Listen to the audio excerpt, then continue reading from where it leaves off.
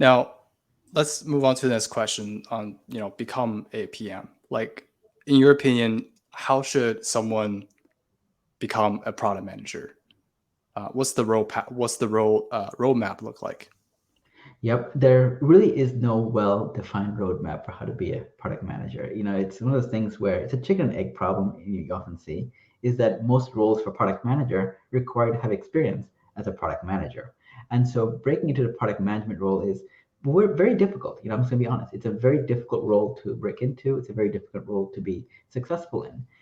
Oftentimes, a part of the reason is that the demand for product managers is often very, very it varies greatly, but in a typical organization, you might have one product manager for 30 members of your engineering team or marketing or DevRel team to go. The ratio is often very, very high. So a product manager is almost very difficult to have a large amount of unless you have an equally large team to go for. So there's a lot of competition for product management roles, which makes it, becoming a PM one of the more challenging roles that you can come into.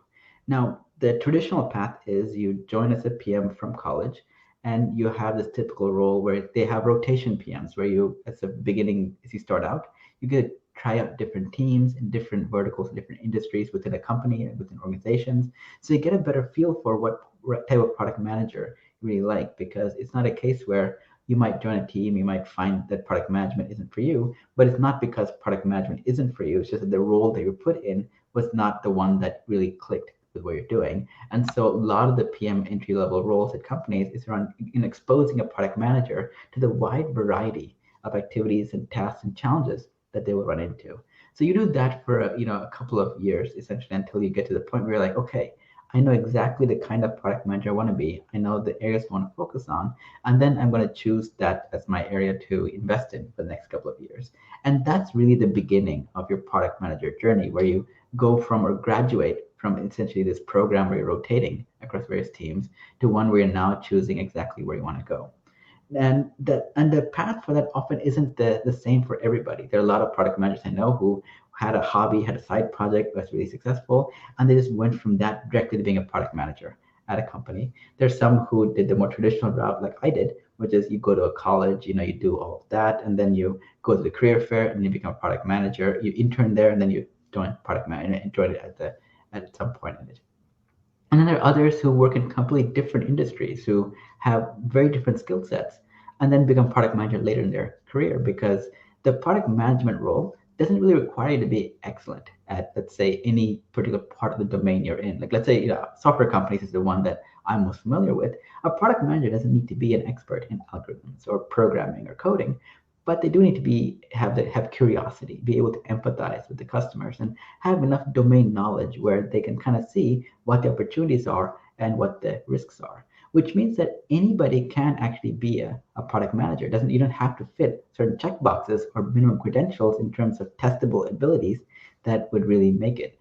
And so the becoming a PM, many of them, go to an MBA program, which is a great opportunity to kind of learn at a high level on how do you translate problems into repeatable processes for thinking about things in a more structured way. How do you define problems? How do you come up with the right sizing and opportunities for being able to figure out is something worth pursuing or not? And also just working with other people who have similar interests and then networking opportunities. So a lot of opportunities there in terms of the MBA to PM path is very, very common. But a lot of them, again, there's a case where they started a company, they got acquired, now they're a product manager as well. And so there's no one one similar template I can recommend on how to become a PM. I see, I see. So it's very diversified. Very much so. I see. Now, my other question is, how can a developer become a product manager? Um, what's your suggestion? Let's say if someone like me, myself, if I want to be a product manager, what's the path look like? Yep. I'd say the path is much easier for someone who's a developer to become product manager, not because the skills overlap necessarily, but because you're already in the system. You're already in the organization, you're in the company, and you've seen enough of software it's made where you have an understanding of the various pieces involved. And so I'd say that you have a better advantage than most other people because you already are approaching it from a domain expertise point of view. It's like, yep, I understand this area. Unless you're becoming a PM in a completely unrelated field, in which case those advantages aren't there. But let's assume that you become a PM in the same area that you're in. You have this strong domain expertise, which puts you leagues ahead of many product managers who have to build that skill up, who have to ramp up and have to be really good at it. Now, the part that is going to be their learning opportunity is how do you take a step back, not focus on implementation, not focus on details, but constantly keep asking yourself why? Why does this matter? Why would a customer care? If we didn't do this, what is the thing that could happen? And being able to answer this truthfully will give you a better perspective on is what we're solving really the thing we're solving. Because one of the most difficult things about being a product manager oftentimes is, are we solving the right problem? It's very easy to kind of say that I'm going to solve a lot of things and then show that at the end of the year you solved a lot of things. But the question is, did you solve the most important thing? And so it's often a function of both the difficulty and the size of the problem you're solving and the amount of customer pain that gets removed. And so one of the challenges is often in other disciplines as they try to become a product manager is that that's a skill that takes years to learn. It's very nuanced. It's not a case where there's a playbook that you can follow and say, this is a problem we're solving and this one isn't. And so there's a lot of experience you need to be able to kind of look at something and go, yep, this is something that is a roadblock, or this is something that if we didn't solve this, our entire product line wouldn't be very successful as it needs to be. And those are some of the challenges I often see that as you transition from being a dev to a PM that you run into. And what many organizations, many companies often do is that it's called a ladder transfer. It's called a transfer from one discipline to another, which might mean that from a career point of view, you might be going back at a more junior level because the skills as a developer will be absolutely valuable, but the skills as a product manager need more time to develop. And so therefore your career path will not be a lateral move. It might be a slightly downward revision for a bit until you're building up those skills. And then it'll be back to a more healthy growth again. But those are some of the things that you might need to keep in mind as you make that transition, whether you really want to do that. Got it. Now, speaking of learning, what are some resources that you recommend? What resources do you use to learn as a PM? Yeah, I think the best resource would be other PMs, especially ones who've been there for a while, who've seen things, who especially have tried things that worked and tried things that failed. They're by far the best learning resource. So find a good mentor, find a network of people you can, rely on and chat with about product management. And that's probably the best resource I can say. In more of the asynchronous approaches like books and things like that, it goes back to what kind of a product manager you like to be. There are great books on execution if you want to be one of those PMs that you're not going to be focused on kind of an idea or doing anything in terms of like setting up a long-term vision, but there's very few people who can get things done as well as you. And so there are books for how to be a great executor. There are other really good books on how do you come up with an idea, how do you come up with a vision, how do you translate that into something that is a compelling narrative that people can buy into and be like, yep, this is a good idea, has the right research, has the right level of idea, but the passion is there, and we can see that this is something worth pursuing because it passes all of our various checks on what might or might not be feasible to invest in. And there are a lot of books on that. I'd say there are more books on that than the execution phase, but because it's again the area of how do we come up with something and how do we do it, that's again another wide open field where there's going to be a lot of differing opinions on what the best way to do it.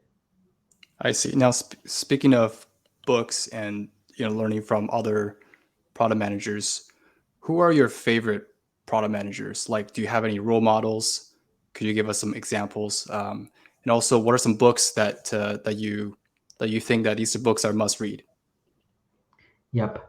I think in terms of books, I'll go with the easy one, the books you must read.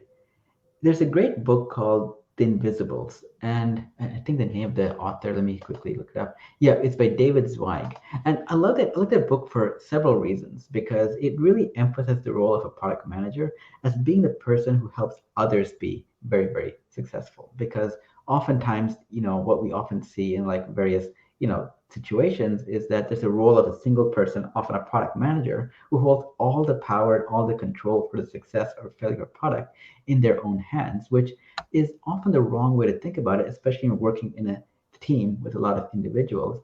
And so whenever I had to, mentor people or manage people, the one book I always give to them often as a gift is really Invisibles, which is really the subtitle is really the power of anonymous work in an age of relentless self-promotion.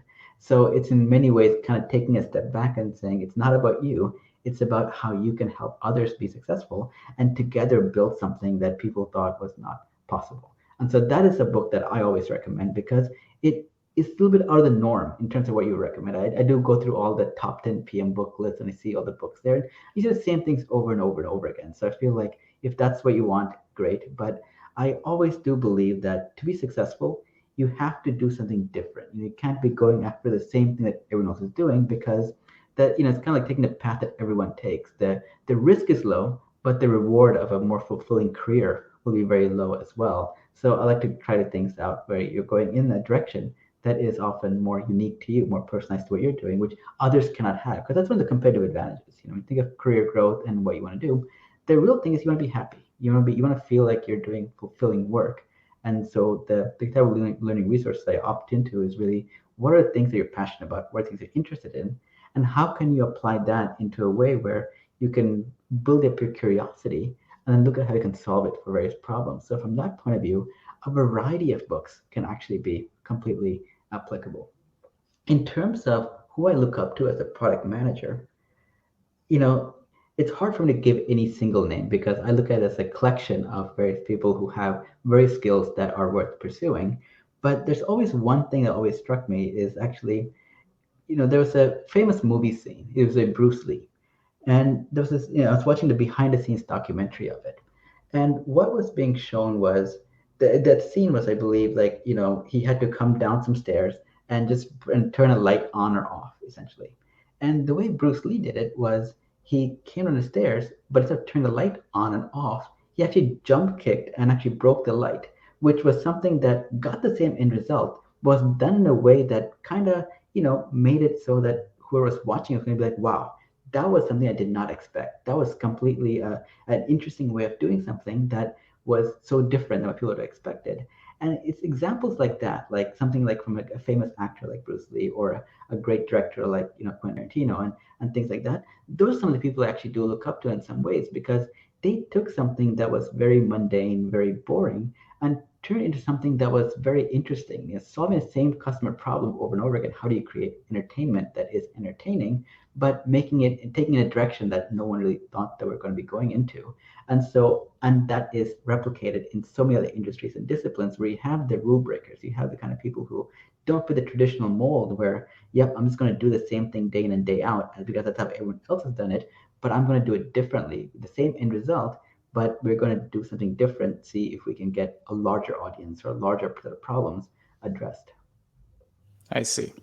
Now, my next question is, do you have any regrets or any lessons or advice that you learned along the way that you would like to share to the audience for becoming a PM? Yeah, I don't really have any regrets. I think I look at everything as a learning opportunity. And so from that point of view, I'm glad, some things, as a PM, especially my area of interest and my area of focus is really coming up with new ideas, seeing what the opportunities are, and relentlessly striving to get everyone to figure out how can we make this a reality. Oftentimes, trying to be creative in terms of resourcing and time frames and so on. And so, in terms of like lessons along the way in that particular area, you're going to fail. You will fail many times, actually. Some of the best products that I thought were going to be successful end up not being so. And some of the things that I did not think were going to be great end up being, massive successes. And there's always a little bit of variability, when you kind of release something. And despite all your best research, there's certain things that have a natural course on their own. And so being able to, consciously take a step back and revisit why something worked and did not work, and understanding the fine details of what made something a success and what didn't make something a success is an important part. So being able to introspect, I think, is a very important lesson as a product manager. And the other part is also being able to listen, being able to understand when people are telling you that this is a good idea or a bad idea, really figuring out why they're saying that and making sure that you're able to internalize that and take that feedback into account. Because one of the benefits of working at companies, especially larger ones, where you have a lot of people within your own sphere that can actually give you a lot of great advice, is that you have to also be able to be open to receiving that advice, and also not be afraid to ask for advice as well. Because I think too many PMs do feel like that the weight of the world is on their shoulders, and that they have to do everything on their own, which I think is often a missed opportunity, because there's so much that it can be, so much pain that can really be avoided, if you can just talk to someone and be able to figure out that there's a much better way of solving something than having to go through, like, a much more painful journey. I see. Well, that's all the question that I have for Kirupa. Thank you very much for being on the show. Thank you, Eric. I had a lot of blast talking to you.